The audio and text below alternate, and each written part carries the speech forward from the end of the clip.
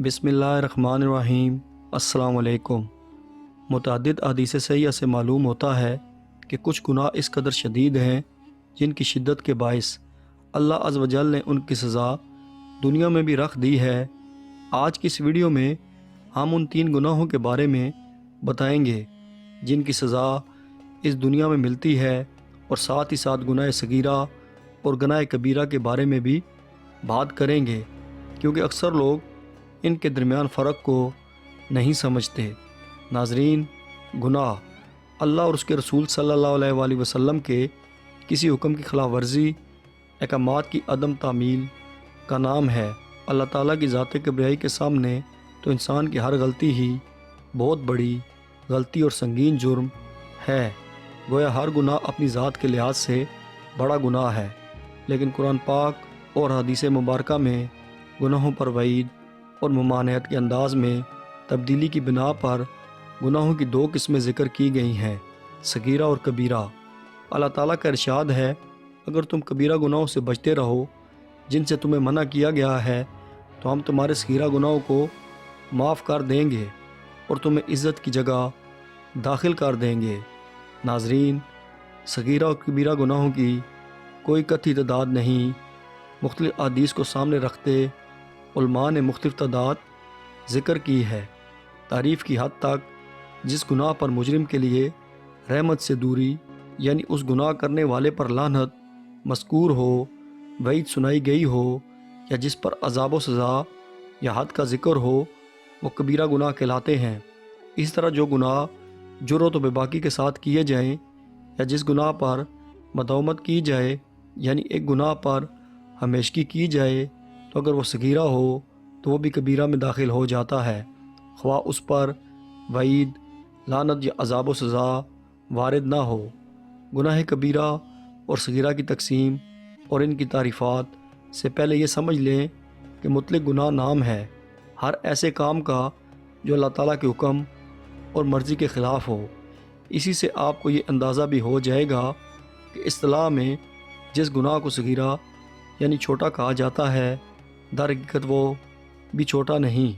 اللہ تعالیٰ کی نافرمانی اور اس کی مرضی کی مخالفت ہر حالت میں نہایت سخت و شدید جرم ہے، اور اس کی مرضی کی مخالفت کبیرہ ہی ہے۔ کبیرہ اور صغیرہ کا فرق صرف گناہوں کے باہمی مقابلہ اور موازنہ کی وجہ سے کیا جاتا ہے۔ اس معنی میں عبداللہ بن عباس سے منقول ہے، ترجمہ: جس کام سے شریعت اسلام میں منع کیا گیا ہے وہ سب کبیرہ گناہ ہیں۔ بعض عرفاء نے کہا ہے کہ یہ مت سوچو کہ گناہ صغیرہ ہے یا کبیرہ، یہ غور کرو کہ تم کس ذات کی نافرمانی کر رہے ہو، اور اس اعتبار سے تمام گناہ کبیرہ ہیں۔ وہ 3 گناہ جس کی سزا اسی دنیا میں نقد ملتی ہے، اس میں سے ایک زنا ہے۔ امام شافعی رحمۃ اللہ علیہ فرماتے ہیں کہ پاک دامن رہو، تمہاری عورتیں پاک دامن رہیں گی۔ جو باتیں مسلمان کو زیب نہیں دیتی ان سے کنارہ کش رہو۔ بلا شبہ زنا ایک قرض ہے، اگر تم اس قرض میں مبتلا ہوئے تو یاد رکھو اس قرض کی ادائیگی بھی تمہارے گھر ہی سے ہوگی۔ حضرت ابو ہریرہ رضی اللہ تعالیٰ عنہ روایت فرماتے ہیں کہ رسول اللہ صلی اللہ علیہ وآلہ وسلم نے فرمایا، زنا کرنے والا زنا کرنے کے وقت مومن نہیں رہتا، یعنی مومن کی صفات سے محروم ہو جاتا ہے۔ زنا تو دور کی بات، اللہ تعالیٰ نے زنا کے قریب جانے سے بھی منع فرمایا ہے۔ اللہ تعالیٰ کا ارشاد ہے، اور زنا کے قریب نہ جاؤ، بے شک وہ ہمیشہ سے بڑی بے حیائی ہے اور برا راستہ ہے۔ متعدد احادیث صحیحہ سے معلوم ہوتا ہے کہ کچھ گناہ اس قدر شدید ہیں جن کی شدت کے باعث اللہ عز و جل نے ان کی سزا دنیا میں بھی رکھ دی ہے۔ ان میں سے ایک والدین کی نافرمانی ہے۔ اس سلسلے میں نبی صلی اللہ علیہ وآلہ وسلم کے چند فرامین ملاحظہ فرمائیں۔ ہر گناہ کی سزا اللہ تعالیٰ مؤخر کر دیتا ہے، جس کو چاہتا ہے قیامت کے دن تک، سوائے ظلم اور والدین کی نافرمانی کے یا رشتہ توڑنے کے، کیونکہ اس کی سزا اللہ تعالیٰ موت سے پہلے گنہگار کی زندگی میں ہی دے دیتا ہے۔ نبی صلی اللہ علیہ وآلہ وسلم کا فرمان ہے، 2 ایسے گناہ ہیں جن کی سزا دنیا ہی میں دی جاتی ہے، وہ ظلم اور والدین کی نافرمانی ہے۔ نبی صلی اللہ علیہ وآلہ وسلم کا فرمان ہے، ظلم اور قطع رحمی سے بڑھ کر کوئی گناہ ایسا نہیں جس کا مرتکب زیادہ لائق ہے کہ اس کو اللہ کی جانب سے دنیا میں بھی جلد سزا دی جائے اور آخرت کے لیے بھی اسے باقی رکھا جائے۔ حضرت ابن عمر رضی اللہ عنہما سے روایت ہے کہ رسول اللہ صلی اللہ علیہ وسلم نے فرمایا، مظلوم کی بد دعا سے بچو، یہ آگ کی چنگاریوں کی مانند آسمان کی طرف اٹھتی ہے۔